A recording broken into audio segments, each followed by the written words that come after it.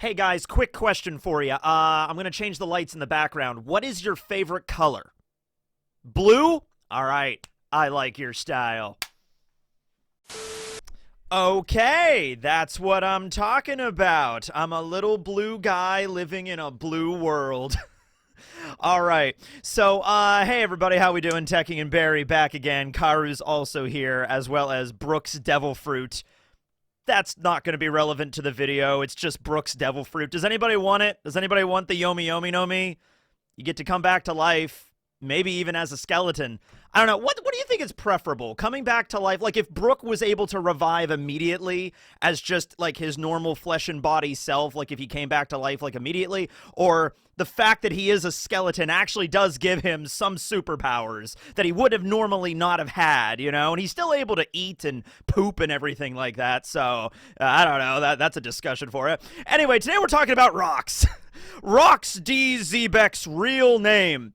I just did a video like a week or so ago talking about Gecko Moria's real name. Now we learn about Roxy Xebec's real name, you know, and I guess by extension also Blackbeard's real name, you know, because we find out in the last chapter, chapter 1159, Rox and Harold were having a conversation right before God Valley, and Rox drops the hot news on Harold. He says, "My real name is Davy D. Xebec."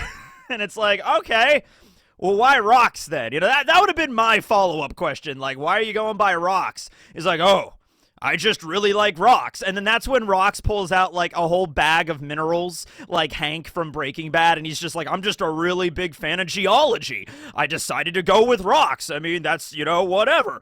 So then we also have Davy D. Teach, who goes by the name Marshall D. Teach, you know, because that's, I guess, the name that, either the name that Rox gave him, because he was, like, 2 years old, and, you know, Rox did seem to be, that's the crazy thing, Rox seemed to be a good dad. I mean, the fact that he sent his wife and child to the place where the world government was attacking, that was completely just coincidence. He didn't mean to do that. He wasn't like, all right, I'm just gonna make sure to get rid of my family really quick. It's like, no, that was the big surprise in the chapter. It was, you don't understand, Harold. I didn't want my wife and child to be raised on Hachinosu or be living on Hachinosu. It was too dangerous. I had to send them off to my homeland to be safe. And Harold's like, oh, that doesn't seem like a bad idea. That actually seems kind of smart. What's the problem? My homeland is God Valley. Oh no is right. You know, so it all ties back together, right? Okay. But yeah, we have Davy D. Jones. What's the D stand for? Well, I mean, it could be Davy. We could just go Davy Jones and just call it a day right there. Could be the very first person to ever have the D initial. Very likely there. Or it could be somebody, like, because the way that it's usually talked about is that Joyboy was the very first pirate, and he lived during the time of the Void Century, all right? He was born in the Ancient Kingdom. All right. Davy D. Jones, I don't think has ever been directly mentioned as the first pirate. He's been mentioned as legendary. He's been mentioned as like a famous, you know, or I guess infamous pirate, depending on which side you're looking at. From Rox's perspective, definitely famous. From the world government's perspective, definitely infamous. But a pirate that lived a very, very long time ago. Fun fact, Oda actually drew Davy Jones at one point. That's right. There he is, right there. You know who this guy reminds me of? When Blackbeard made his first proper appearance after the time skip, when he was kind of chilling out on Hachinosu when Moria arrived, there was like an old man that looked like an old prospector that was just drinking booze and hanging out next to Blackbeard. That's who this guy reminds me of. So yeah, Oda drew this guy during an SBS a long time ago. So yeah, SBS 38 was when he was from. So you know what? You could bet your bottom dollar.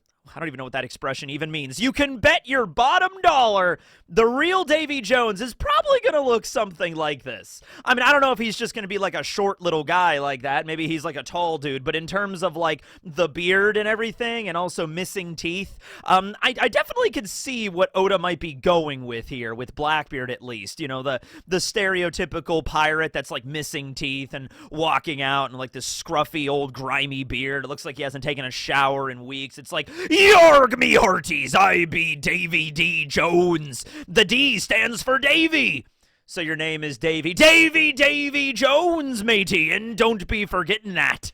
Rox also speaks in that, like, pirate vibe, you know, with a lot of the translations I've read. I've been using it for Roger, but, yeah, it applies for Rox as well. Real pirates talked like this. Shiver me timbers, walk the plank, me hearties. Yeah, that's how real pirates talked. 100%, you know, historically accurate, yeah. So apparently the Davy Clan isn't doing so well right now. According to Rox, the Davy Clan has been living in the shadows since the Void Century, and he does bring up that it does have some sway in the underworld, but even there, it's kinda dying out, alright? So even in the place that's like the most furthest removed from like the surface world and the government and the Marines and everything, like you have this underworld, you know, trading network and black market and everything like that like Doflamingo was part of, and we see the rulers of this underworld during the Tea Party, like Drug Peklo and Gibberson and Dufeld and everybody like that. Even in that world, when you drop the name Davy, it's like, oh, okay, oh, the name Davy, yeah, we know about the name Davy, but it's not like a big scary name or anything like that, like it would have been back in the day, because there's just so very few people that carry that name now, all right? Rox being one of them, as well as his son, who, at the time of God Valley, Blackbeard was only 2 years old. We know he makes it out alive. Doesn't look good. You know, God Valley was not great for moms. Shanks and Shamrock's mom dies, and also probably Blackbeard's mom also died there. So it's not a great place for mothers. One Piece in general, not a great place for mothers. Lots of moms die in this story. Lots of adopted mothers die in this story. You know, it's just like, yeah, you want to survive in the One Piece world, don't be a mom, okay? One thing I brought up before is that it's very likely that this Davy D. Jones character could have been like an ally of Joyboy back in the day, and they could have went their separate ways. And then you have two distinct branches of the D clan. You have one branch being created by Joyboy that Luffy belongs to, and then another branch created by Davy D. Jones that Blackbeard belongs to. It's also very possible that it could be the alliance between Davy D. Jones and Joyboy, where the Will of D even came from. Like, the Will of D could have just been, like, Davy's middle name could have just had a D in it, you know what I mean? Like, that was just his middle name. And Joyboy's real name might have not have had a D initial at all. It's maybe like that alliance joining together. Oh, what if it wasn't even Joyboy that forged the alliance? We assume it is. We assume Joyboy was the one at the head of all of this. What if he was, like, only the second in command? What if he was just, like, you know, maybe he was referred to as the first pirate? Oda could spin that any number of ways, right? It doesn't have to be just like, you know, Joyboy is the first pirate and then therefore gets a crew together, and that crew includes Davy Jones and Emmett and, you know, Zunisha and all these other characters and everything like that. You know, you could spin it in a way where at the time Joyboy was going out and, like, maybe doing stuff that was, like, giving him the name of pirate. Maybe pirate, Kaizoku didn't mean the same thing back then as it does now in the story, and then Davy comes later. We don't know anything about the flashback in terms of the Void Century yet. We're getting the God Valley flashback right now. Come on, Oda, give us the Void Century flashback already. It's like, no, obviously God Valley is happening now, and it's very, very, very hype, and we'll get Void Century at some point. By the way, I went back and I did a post about this yesterday. For those that are curious, Odin's flashback during Wano was about 14 chapters and some change. This flashback right now is only 7 chapters and some change. It's like 7.5 chapters. So, you know, even just going by the standard of the flashback that Odin's was, we still have like maybe another 7. Like, this can only be halfway done. Don't know exactly, but God Valley has been built up for quite some time now. You know, it was built up when Garp talked about rocks all the way back in like chapter 905, like during the Reverie, and then Sengoku brought it up a little bit further into Wano, like in between Act 1 and 2. Sengoku mentioned a bunch of things about it. So this has been hype for, you know, about 200 chapters or so, closer to about 250 right now. So I expect to see God Valley, at least a couple of chapters of God Valley, you know, not just like one quick chapter like we got with Kuma and that was it. That wasn't the focus for that. This is pretty much the focus here, right? Okay. So, yeah, you could go back in time when we finally get the Void Century flashback and we could see, like, oh, this was Joyboy and this was Davy and they were best friends like Naruto and Sasuke. And then something happened and then they were torn apart. And then Joyboy was like, I'm going to go over here and make my pirate crew. And then Davy was like, well, I'm going to go over here and make my pirate crew. You know, it actually does make a lot of sense when you think about it that way, considering they lost the war and the Allied forces that became the world government won the war and they established their whole organization on top of Marijois.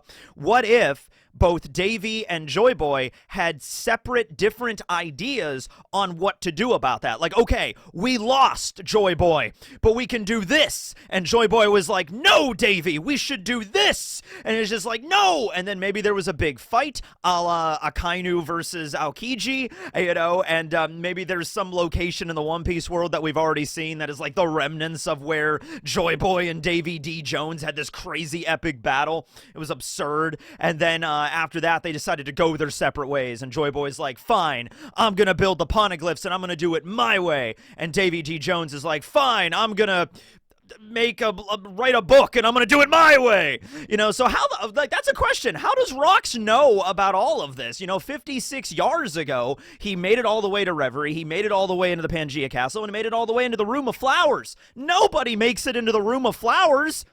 But Rox did, okay?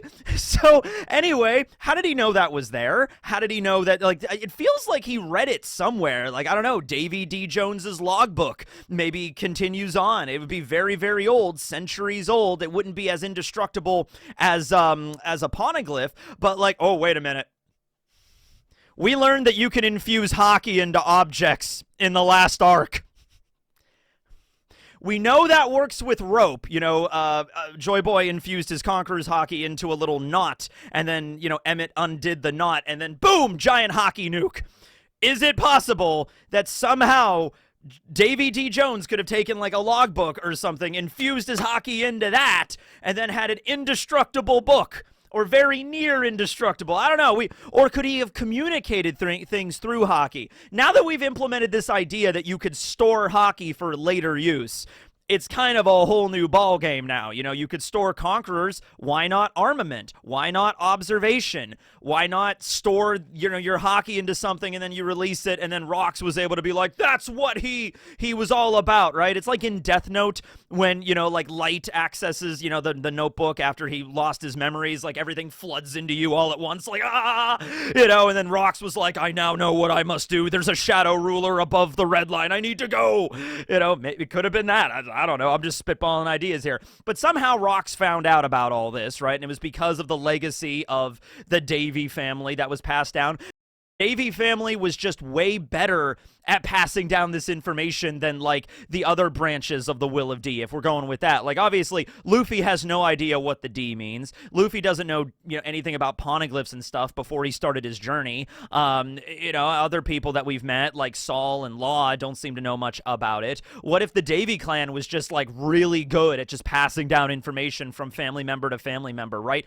Oh, another thing to keep in mind, this could also be a thing. So, the Will of D is not like a directly hereditary type of thing, right? It's not like everybody that has the Will of D is like blood related to each other, okay? Although there might be, the end of One Piece might be a big reveal that it turns out that, like, we might be living in an irradiated wasteland right now, and that's why we have giants and merfolk and long legs and long arm tribes and minks and tontatas and everything like that, and so everybody's part of, like, it's all the same species. It's just like through maybe like some crazy nuclear disaster that occurred in the First Age or something like that. But the point of I'm trying to make here mainly is that when it comes to the Davy Clan, that is like a hereditary sort of clan where it's like, okay, Davy D. Jones had a child and he told everything about what happened to that child, and then that kid grew up and had Davy's grandson, and then great-grandson, great-great-grandson, all the way down, direct descendant Rox D. Xebec, direct, straight a descendant from Davy D. Jones, okay? And then you could have, like, the other branch with Joyboy, where he passed on that title more like honorarily or something. Like, I inherit my will. I pass the torch to you, as it were. It's like Luffy is not, yes, he is related to Dragon and Garp, obviously, but Luffy might not be related to Blackbeard or Saul or Law. Wouldn't that be funny, though? It's just like, hey, Traffy, turns out we're like distant cousins. And Law's just like, oh, God, no. Oh, man. He's like, does that mean I have to, like, go to his birthday parties now and get him presents? Oh, man, I don't know about that. You know, like, so there you go, right? So could be one of those things. And that actually plays with a very important theme in One Piece, like the inherited will. I've talked about that a lot. So it could be like Joyboy's line of the will of D is inheritance, and then Davy's line of the will of D is more about like familial bonds, of like the bonds of blood and stone and fire and blood. There we go. It's like it's that or something. I don't know. That's an idea, right? Okay. So Blackbeard, I'm assuming he knows that he has that name. I'm pretty sure. The Gorosei certainly know. Saturn even brought it up when he ran into Augur and Devon during Egghead. He's like, oh yes, he is very special, as is his lineage. So the Gorosei clearly know that Rox had a son, and they also clearly know that they're both members of the Davy Clan, right? Not really particularly sure how the government learned this, though. Like, the idea is that Garling went to God Valley, like, a year or two prior, like 2 years prior, met that woman, and then that's how Shamrock and Shanks were conceived. But he also says, I found something preposterous on that island. And we can only assume the preposterous thing he was talking about was surviving members of the Davy Clan. Well, how do you know a member of the Davy Clan exactly? There's been a couple of theories out there. The very fact that Rox was even able to make it into the Room of Flowers and directly confront Emu kind of implies something involving that. Like, going back to this idea, what if it's like anybody that is a direct blood descendant of Davy D. Jones is immune to Emu's, like, Domi Reversi bullshit? Okay, so, like, just straight up immune, right? Like, you have a bloodline factor inside of you or something that just prevents you from being controlled or manipulated in that way. And then you have the other side of it where it's like Luffy's a special case because he's the main character and he has the sun god fruit, so maybe he is immune in different ways, and maybe he can actually flip people back using his powers, like the white and black pieces on the Reversi board or the Othello board or whatever.